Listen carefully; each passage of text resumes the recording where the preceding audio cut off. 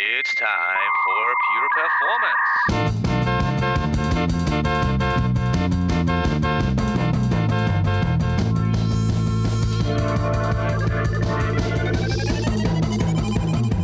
Get your stopwatches ready. It's time for Pure Performance with Andy Grabner and Brian Wilson.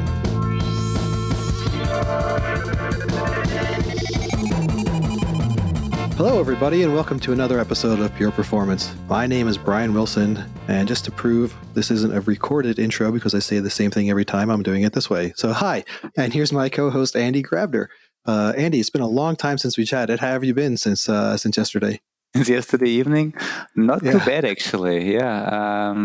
Still here. It's still late in the evening. It's still dark outside. I think yesterday, what I didn't tell people that before the podcast recording, Gabi and I actually went out to the city and we got some glühwein, which probably explains why I came up with some strange words yesterday, like talking partner instead of guest. So maybe I was. What is glühwein?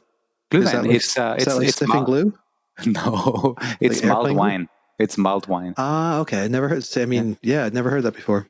Next time we have a perform, you might have to. Well, I don't know if they'll have mulled wine during perform next year, but I was going to say, maybe you bring some over. You should, yeah. Maybe it's also very special right now because we're on lockdown.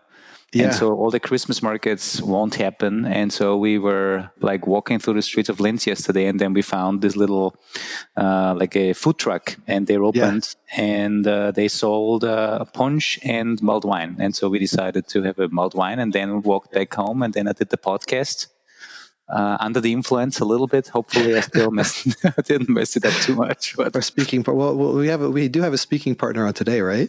We do have a speaking partner, yeah. I think, by the way, I think alcohol always improves the podcast. My only issue is that it's too early in the morning for mine. But yes, we have a speaking partner today. Why don't we go ahead and want to introduce our speaking partner and our topic? Yeah. So our speaking partner, or I may call it guest today, is Andrea Holl. Hi, Andrea. How are you? Hi, I'm fine. Thank you. How are you? Oh, very good. Still sober. Welcome to the show. Yeah, welcome to the show. Hey, Andrea, could you do us the favor and quickly introduce yourself? What you do right now? I know you. Well, people will have read this in the title and abstract that you are working at Dynatrace. But give us a little bit more background on what you do there, and then also maybe what you did before Dynatrace too. Just some background on you. Sure. So my name is Andrea, and I've been working at Dynatrace since March this year, so I'm quite new. I'm an Agile Coach here, and I've been working with several Agile development teams at the same time. My passion is to support teams and also team members to improve their situation, actually, and also the way of Agile development. And in addition, as an Agile Coach at Dynatrace, we also help to improve on an organizational level. Yeah, right. What did I do before? I started about, I guess it's nearly 10 years ago, as a software developer. And after a few years, I decided to become a product owner. And now here at Dynatrace, I'm an Agile Coach. And I'm very happy about that. Very cool. Hey, so when you talk, you brought up in some interesting terms. You talked about transformation. You talked about helping people to get better, becoming more agile, obviously, but you're an agile coach. But you also talked about organizational changes. I think we as an industry, it seems everybody's trying to transform, whether they call it digital transformation, where they a lot talk about like updating and modernizing their technology and how they deliver and deploy digital services to the customers. But I think in most of the cases, when we look behind the scenes, we always talk about this 80-20 rule, meaning it's only a 20% technology change, but it's actually an 80% culture or people or organizational change. Can you relate to that? Does this make sense when we talk about change, that the biggest part and the hardest part is actually organization and people and processes? Yes, that totally makes sense because every time if you want to change something, it's all about people. So you need to be aware that everyone is just working at his daily businesses, and it's always something new, and you need to communicate that, and you need to train people to do something new. So it's not so easy to get new changes or improvements in the organization because of cultural things and things like that. Yeah. Mm-hmm.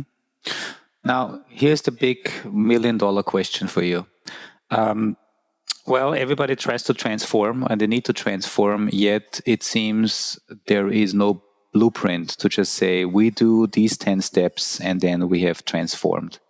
And I guess the reason for that is because not everybody is the same, not every person is the same, not every organization is the same, not every business is the same.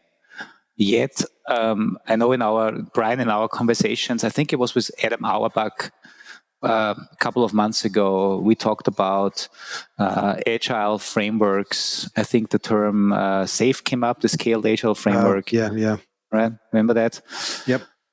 So, Andrea, could you kind of to start this conversation, because I know what you're trying to do at Dynatrace, right? You're trying to kind of transform the organization so that it makes sense for Dynatrace, because Dynatrace is unique in a way that every organization is unique, and therefore we need maybe you start from some best practices blueprints, but then you have to find out the right way for that organization. Can you give us a little overview first, though, of about like some agile basic concepts? I think scaled agile is a term that you brought up when you introduced the topic to us. Can you give us just a little background of what people need to know and what this actually all means?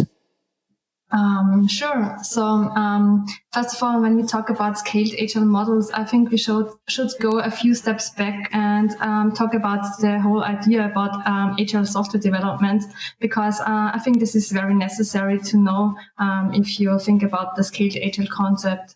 So the thing behind agile software development is that it focuses on just close connections and ongoing communications between all involved people, also including the customer, because the most important thing is to provide value for our customers in the end. And therefore, we need to welcome change, not strictly following a plan all the time. And also to invite stakeholders to give regular feedbacks on the current state of the development. And all the simple frameworks you mentioned, like Scrum and Kanban, do have this base in mind. And but they all have one in common. The recommended team size for these simple agile frameworks is up to 9 people. So, and it's even more complex to develop one product with several teams at the same time. You have then to solve cross-team dependencies. You have to ensure a good communication flow across all teams, and you have to make sure that everyone is aware of the big picture and the vision. And this is not easy if you work with a team up to 800 or 1,000 developers. So you need to ensure or require the required alignment by also keeping flexibility in the teams. And that's a big thing. During agile development, by constantly keeping the agile values in mind, of course. So, and that's when we need to think about scaled agile models. Mm-hmm. That's interesting. I mean, I guess I've never thought about this, that obviously I'm aware and familiar with Scrum and Kanban, but that these models have really been designed initially for very small agile teams. And the size of 9 is interesting. Now, with scaled agile, can you give us some additional ideas? What are some popular frameworks? What are some approaches on how to scale these agile concepts from small individual teams to larger teams? Yes, of course. So there have been developed many scaled agile frameworks since now. So the most popular, SAFe, which is short for Scaled Agile Framework. Also LESS, which is short for Large Scale Scrum, or the Spotify model, which is named after the company Spotify. So I can dive into some of these if you want to. So it would be great. At least, I think just as me and probably Brian, a lot of our listeners are, I'm sure, familiar with the term agile and what agile development in general means. But when we start hearing SAFe, less, Spotify model, I think some basic understanding would be interesting what these models include. Because obviously where we want to get to later on in the conversation is, why can't just every organization simply pick one of those and apply them one-to-one and then be done with it? Why do we still need to change and adapt to our individual needs, and how did we do it at Dynatrace? So that's why a little overview, a little background on some of these scaled agile frameworks would be really great. Yeah, sure. They all have one in common, basically. So they all want to connect people who work on one product. For example, SAFe is a huge knowledge base about methods, practices, and things like that. It's so detailed that it's even too complex for many companies or many people to use it. So, but the good thing is that you can find everything in detail which you need basically to introduce this framework. The thing is, and they recommend it by themselves as well, that you should think about hiring one of these SAFe consultants to do the whole transformation process, because it's so complex. And but the good thing is that you can use it for up to 1,000 developers, or even more.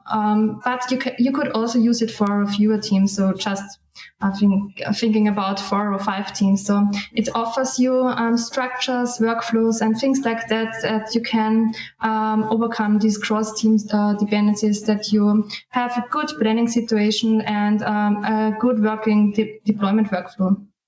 Yeah. And what is nice at SAFe as well is that it provides autonomy for the teams, so they can use their own workflows, which is quite similar to Dynatrace, basically. And that's what I really like about SAFe. Yeah. Less compared to SAFe is a way more simpler approach for a scaled agile framework. So it's based on Scrum. So all the teams have to work with Scrum, but you can just scale it for up to 8 Scrum teams. I mean, they have an additional approach which is called less huge, and then it's possible to scale it for even more teams. Yeah, I mean, the positive thing about it is that it is very understandable, so it's very easy, has simple workflows. It's based on all well-known elements of Scrum. So if you know Scrum, it's quite an easy thing to introduce less, I guess. But the negative aspect is that you have to work with Scrum. So if you want to find your own ways because something is working best for your teams or better for your teams, then this is not possible. Yeah, and I don't know if I should elaborate on the Spotify model as well. Yeah, maybe just a couple of sentences, because I think the Spotify model has been floating around a lot over the last couple of years. And I think you did a great job, by the way, with SAFe and less and explaining the differences. And so, yeah, if you could just, a minute or two on the Spotify model would really help us to understand it better.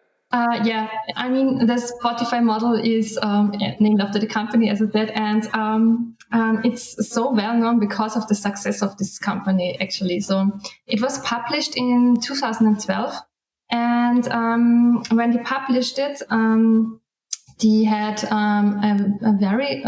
a smaller size as compared to Dynatrace. So they had 30 teams and about 150 devs. And it's a very, very simple concept. So it offers 4 main elements: squads, which is quite similar to Scrum teams. Then tribes, which is quite an area of a product. Like if you think of the Spotify music player or the app or the web app, could be one tribe. and guilds and chapters, which are additional organizational elements for knowledge sharing and things like that. So, but the thing is that since 2012, they didn't publish any updates.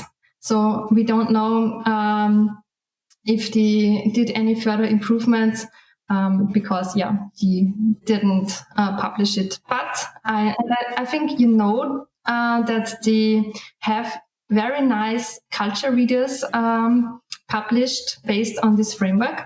It's kind of hand-drawn sketches, and they explain it very well. Within these videos, they're quite famous. Yeah, I really like that. Very cool. I was familiar with their squads, tribes, guilds, and chapter concepts, but also great to know that they obviously built this model, or at least when they published it, they were, from a size perspective, 150 developers, and obviously since then they must have grown dramatically. So it would really be interesting to talk to them again and see how they have evolved their model over the years and how they've adapted it. So Andrea, so thanks for the introduction. So we have learned about different scaled Agile frameworks, SAFe, LESS, and the Spotify model. And now the question for me is, so why can't, as an organization, I just pick one of the models and apply it? Or let's say it that way, you were brought to Dynatrace as an Agile coach to help us, make sure that our organization can stay agile, autonomous. I'm sure you will talk a little bit more about what it is that we want to achieve. Now, how have you approached the whole thing, and have you tried some of these models? What have you learned, and what did you have to adapt, and where do we stand right now? Yeah, sure. So when we started, we did a lot of research concerning good practices from other companies and, of course, of these frameworks. And we found out that all of these existing frameworks do not fit perfectly into the Dynatrace world because, you will find individual elements in all organizations concerning existing structures, roles, cultures, the customer collaboration, and things like that.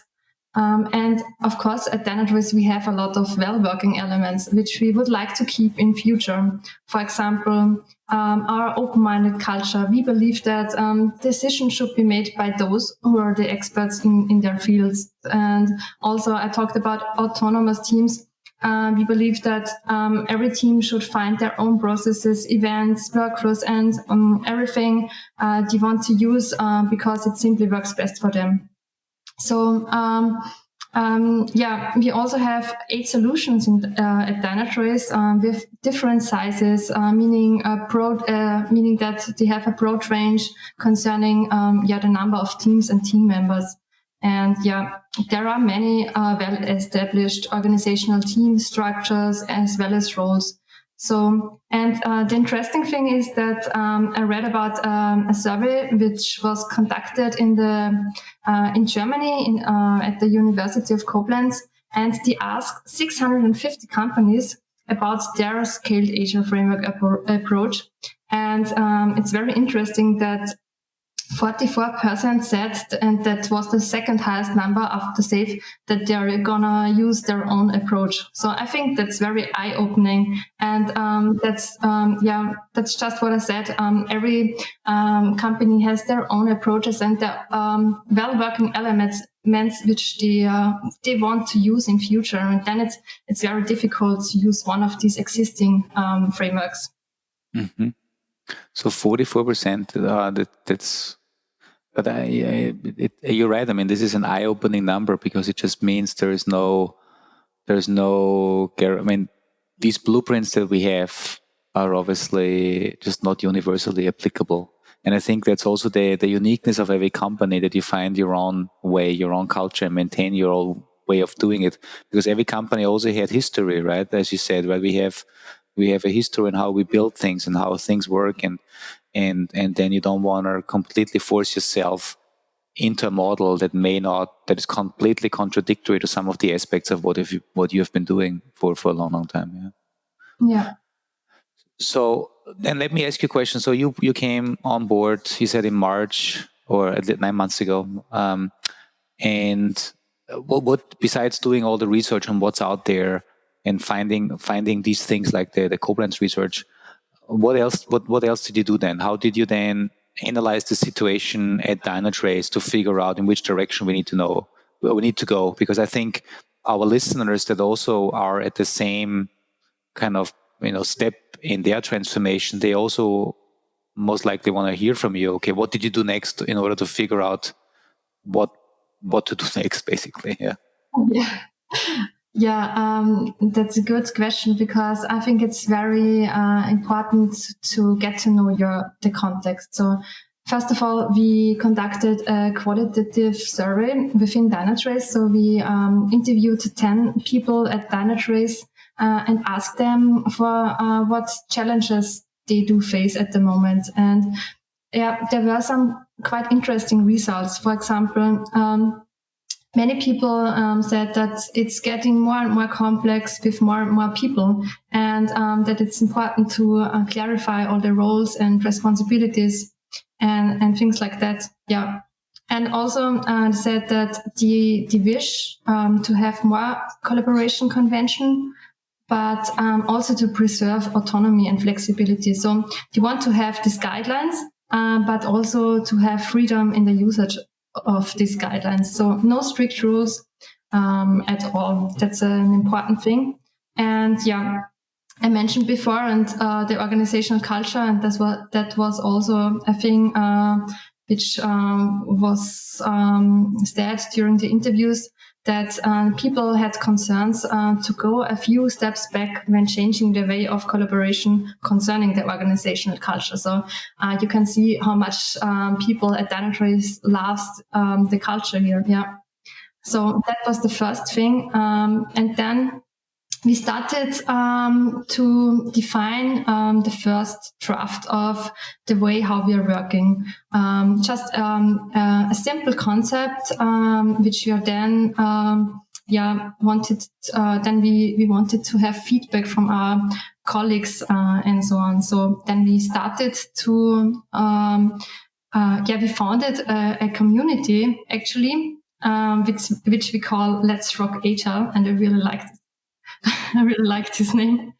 The aim of this community was to, first of all, further improve this own approach, but also discuss good practices and find new ways how these guidelines, how these workflows and processes and all these things which are within this Agile, with the scaled Agile framework can work in the organization at least. So, and another good thing was that, the community included about 15 people. So we had many people which could communicate to other colleagues. So we got a lot of feedback for this scaled Agile framework. And also we tried to communicate to all other Dynatracers by writing blog posts and things like that. So just get awareness for the things. Yeah. Mm-hmm. Yeah, I think it's great that you're obviously not just there as, let's say, a quote unquote outsider that looks at the company and then come up with some new ideas and then force it on them, but you actually, you started with the survey, then with the draft, and then you founded a community. I also like the term "Let's Rock Agile," and then kind of shaped what the future state of Agile needs to look like at Dynatrace with all these people. And then you're right? If you have 15 people, and then they talk with their teams, with their colleagues, and then they all bring back their feedback. Now, can you, for the listeners that may not are aware of this, can you give some numbers on how many teams currently we have at Dynatrace, and how many people in the R&D organization, so that people can actually get a little sense on how big we are and how they may compare? At Dynatrace we have in total 2,400 employees at 50 locations, and in total 800 employees within the research and development department. So nearly 800 developers spread around the world. And this is by far not the end of the planned organizational growth. So that's a lot. it's very big at the moment. Mm-hmm. In your research that you did, and also then in your community, did you find that there was a difference of what Agile needs to be based on maybe geography, maybe based on location? I know we have teams in Austria, we have teams in Poland, in Barcelona, we have teams in the US. Have you observed that there's maybe certain regions and cultures that are just tending towards a different approach to Agile and bring in different ideas that we haven't seen in others? Actually, I didn't find any differences. I mean, I did a lot of research concerning all this Agile stuff. And no, I mean, Agile development is based on the Agile Manifesto, and which has been developed in the US. And many of these scaled Agile frameworks also have been developed in the US, or from people which are based at the US. So I mean, it could be that there are small differences, but I mean, you need to consider all these Agile values in all your Agile frameworks. So I think there can't be so big difference. Mm-hmm. Oh, very good. So if we may go on, so what I've learned so far is we started doing some research on what others are doing. Then we looked at what we are doing currently, what actually makes up Dynatrace as an organization, right? It's we want to allow people to stay autonomous, using their own tools and processes as much as they can. So give them the freedom that they want in order to be innovative. Yet we obviously see a lot of growth, and therefore we have to figure out what does scaled Agile actually look for us. And then we are including, or you have included a community of people within the organization to shape the next iteration of Agile at Dynatrace. Did I get this right? Kind of just a summary? Yeah, sounds good to me. Okay. Now here's my question. How do you then, from your community, your Let's Rock Agile at Dynatrace community, the outcome that you get there, how do you then start applying these? Do you start applying this starting with one team and then see how this works with, I think in our case, it's called a solution, try it there? Do you try it for the whole organization at once because you think we have to do it at once because all these individual solutions also have to work together? So how do you get started applying these things then? So everything what we have done so far is not my own effort alone. So everything has been started at the Agile Competence Center at Dynatrace. And in the Agile Competence Center, we have Agile coaches and also Agile program manager, which help to form the structure and the workflows of the solution. So together we try to introduce these things. And now it's about it's up and running for about 50% of our teams here at Linz. Yeah. Can you then tell me how does this your agile coaches are you working with the teams? Are you becoming then team members of these teams that you enable, or how are you structured? Are you more like a mentoring role and you're then just working on and off with teams, or how does this work? Yeah. We are not really a team member at the moment because we have so many teams and only about 5 Agile coaches in Austria, so that wouldn't work. We are more like a mentor or consultant for the teams, and we help all the teams when we see that they have challenges things like that, and we want to help them to solve or overcome these challenges. So everyone or all teams can ask for help, for support, and if it's if we available, we of course want to help everyone. Mm-hmm. What have been your biggest challenges so far in that phase? What is the toughest thing for you? The toughest thing, that's a good question. I mean, I've been working for quite small company before I started at Dynatrace. So a big or a challenge here is even if the culture is very open-minded and there is a very low power distance, it's you need to communicate to many people, of course. So to get everyone on the same page and to get these awareness, you need to do like such transformation things. That's a really huge challenge here. Yeah. Mm-hmm. Do you also have resistance? I mean, besides obviously communication is a challenge. Yes, that's understandable. You need to communicate with a lot of people across teams. Do you also have people that resist that change? And if so, how do you counter that? Because I assume our listeners that want to transform in their own organization, they may also have some that resist change, right? There's obviously we're humans, and some of us, we resist change because the status quo might be more comfortable. So basically, let me ask the question that way. If people face resistance, what is the best way to argue that change is actually good?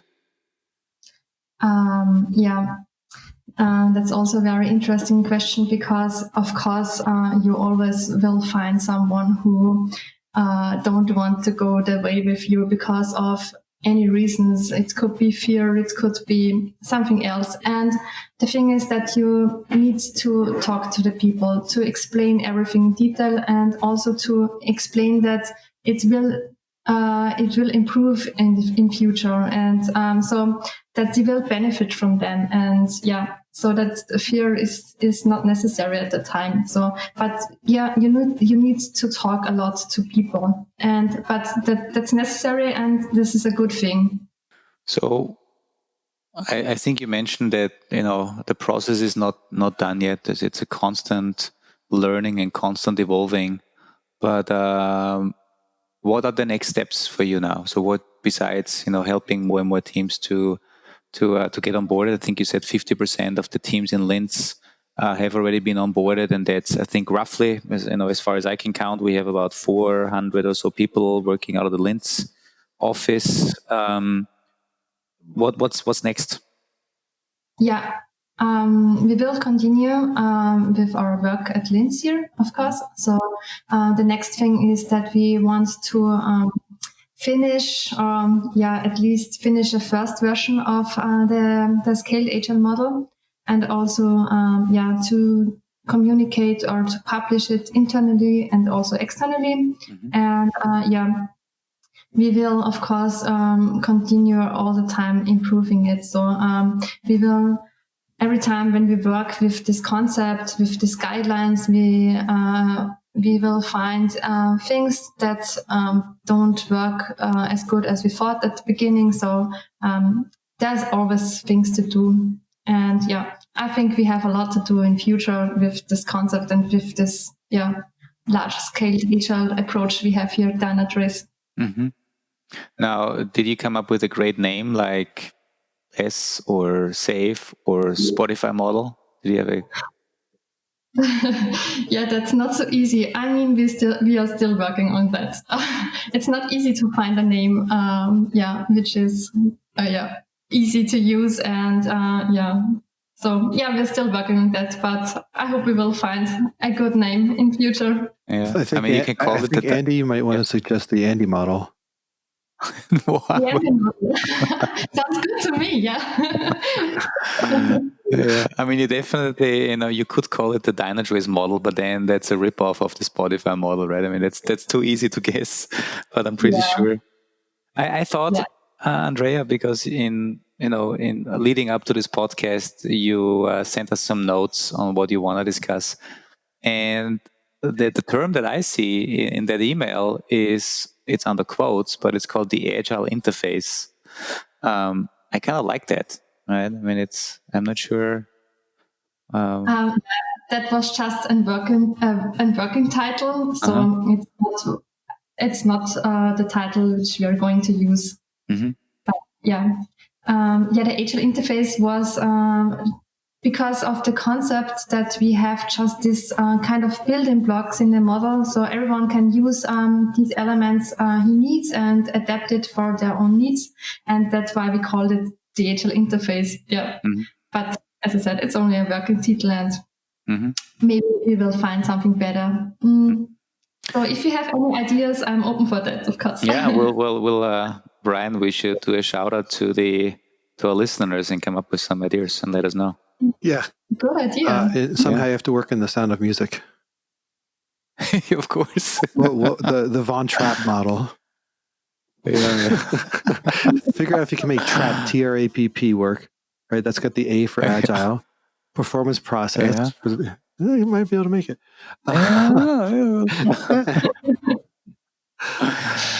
And I always go back to that because of you, Andy, because way back you had an amazing when you compared Australia with Austria, right, in one of your old decks, and that always just stuck with me. So I'm not doing it just to crack on Austria. It's because of you. I know. Thank you so much. No, it's obviously a lot of people around the world know Austria because of The Sound of Music, even though we as Austrians will never understand why, because there's so many better things to remember Austria for, like Arnold or Red Bull. What else do we have? Mozart.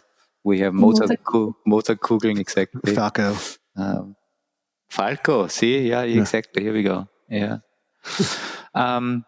Andrea, I want to ask you one question now. That let's assume I am a new employee starting at Dynatrace in R&D, and it's my first day at work. And then I approach you, and then I say, "Hey, Andrea, I'm new.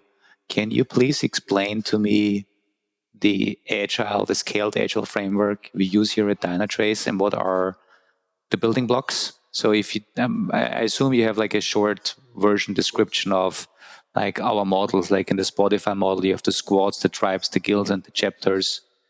Do you have like a quick summary of, or like an elevator pitch, or can be longer than an elevator ride? But if somebody's new and you just say, by the way, this is how we do it at Dynatrace, this is the high level overview of it. I do not have an elevator pitch, but I can explain it, of course. The thing behind the whole concept is, as I said before, we want to connect all the people and bring them together, and to have also very tight feedback loops, and to guarantee that our teams can work autonomously. We provide this kind of building blocks, what you can find like any events, artifacts, and things like that. You can use these building blocks. We have just a few base building blocks which you need to use, because of course we need to guarantee that we are going to ship a product in the end, so there is something which we need, but you can use these additional building blocks and build your team approach, which is best for you at the end. Do you have some examples of those building blocks, just out of curiosity, if you're allowed to share? Yes, of course. I mean, base building blocks like review meetings, retrospectives, things like that, which you're going to know, which you definitely know from other frameworks. So we of course do not invented everything new, because why shouldn't we use things which are working? So we have this kind of elements, and what you can use in addition are, for example, cross-team plannings, pre-plannings, and there are more like these elements. So it's like kind of events you can combine for your own purposes.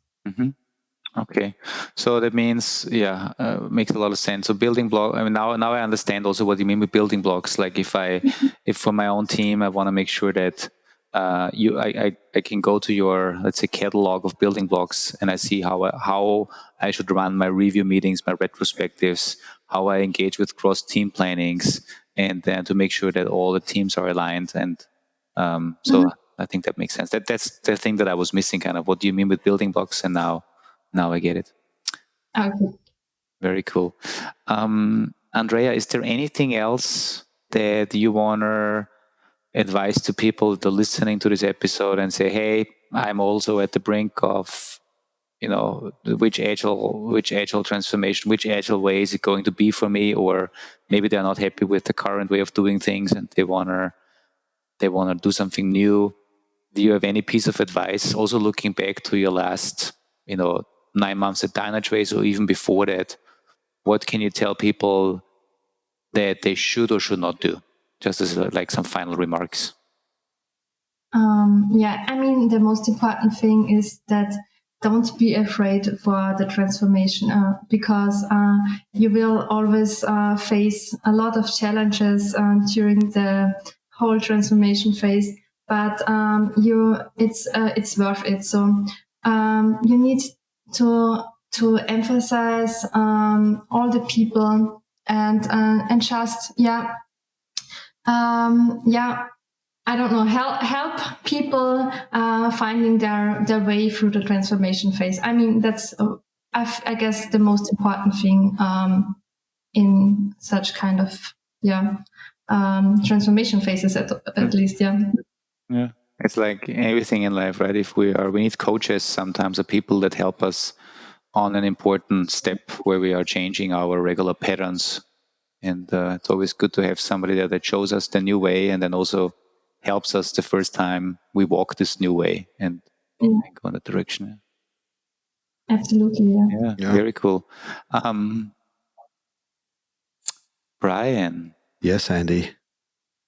You've been awfully quiet today. I know you've been talking a lot yesterday when we did the last recording. Yeah, well, I have a quote. No there's a quota that I cannot exceed. In all honesty, my history with Agile is, so before I started in Dynatrace in 2011, I was at WebMD, and about the last 6 months before I left, they hired an Agile. This was like 2011. Hired an Agile consulting firm to try to move from waterfall to Agile. And I remember we were in a couple of meetings where they were explaining everything to us. And since we were in the performance load testing team, everyone was like, well, there's no way you could fit into this anyway. So that's the end of it for you. And then I left, and I've been an sales engineer since. So I've never actually had experience or have to have gone through any of these transformations with Agile.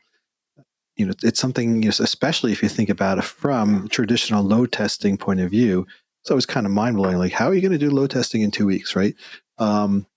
Script maintenance and everything. And obviously, since 2011 till now, there's been tons of changes, tons of different approaches, tons of different, ways of thinking about performance since then. But I know initially it was just like never on my radar. I kind of escaped having to go through that. I mean, I knew waterfall was just awful. But it changed, much to Andrea's point, the change was going to be painful as all heck. If we were going to go from traditional performance testing, waterfall, to some sort of 2-week Agile model, without these new concepts that have been introduced in between, that was just something I had zero interest in having to go through, and I didn't have to. But I do want to say, it sounds, we hear this, and Andrea, I think you did an excellent job touching on this point, but maybe not quite. What I heard when you were saying it was just like we see when you're thinking about a pipeline, just what we see when you're thinking about which frameworks to pick. If we're going to go with serverless, or we're going to go with Kubernetes, even with that, it's not an all or nothing, right? You use serverless where it makes sense. You use Kubernetes where it makes sense. If you have something that, if you have mainframe, all right, great. The mainframe's running, it's doing its job, everything's running fine, leave it, When it comes to picking your Agile frameworks, or for lack of a better word, it sounds like it's a very similar thing. You have a lot of models that exist that can guide you and give you ideas that might work. But really, it sounds like if it's going to be successful and it's going to make the team happy, use the models as a model, but find what's going to work and discover what's going to work. Learn about Agile, learn about the pros and cons of everything to develop what's going to fit the people who work there, the way they've been working, the culture, what the goals are even, right? I'm sure that different models let you achieve slightly different goals in different ways. So just like anything else, it sounds like it's not a religion. You do this and this is the right way. It's more pick and choose what's going to work, which that always gets challenging because everyone wants the easy button. Follow these instructions and you're good to go. But I don't think we see that anywhere. Right? I almost kind of did a little bit of a summarator, but not really much, Andy. Yeah, you did. You did. Bit. You did an awesome job. No, it's perfect. Yeah. Cool. All right. Having that said, Andrea, thank you so much for giving us the insights on what you've been doing over the last several months at Dynatrace, the change. I'm sure we will have you back. Also, I think what we have planned, because you are coming from the Agile Coach side, we've also planned to have a session on this transformation with some of the folks on the engineering side. So kind of the people that you are enabling to do things differently. So we'll looking forward to their perspective, and then we'll see if they match. Hopefully. Hopefully. Yeah. Okay. Yeah. Thanks a lot for inviting me. I really enjoyed talking to you. So thank you a lot. Thank you, Andrea. I learned a whole bunch. Yeah, and actually one last remark. I think you said it. There's a master thesis also being written based on that new model. Is this correct? Yes, that's correct. Amazing. But unfortunately, it's in German. So. Wow. Just use Google Translate, right? Exactly. Yeah. What could go wrong?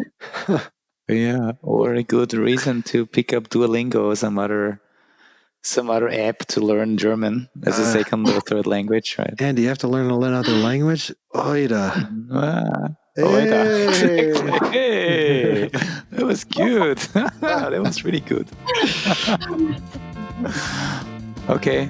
Well, thank you so much. Thank you. Have a great day. If anybody has any comments or questions, please tweet them at pure_DT on Twitter, or you can email us at pureperformance@dynatrace.com. Andrea, thank you again for being on. It's very enlightening. We appreciate you sharing your knowledge and wisdom with us. And Andy, as always, thanks for making these all possible and being my co-conspirator on this. So thanks everyone for listening. We love you all. Bye-bye. Bye-bye.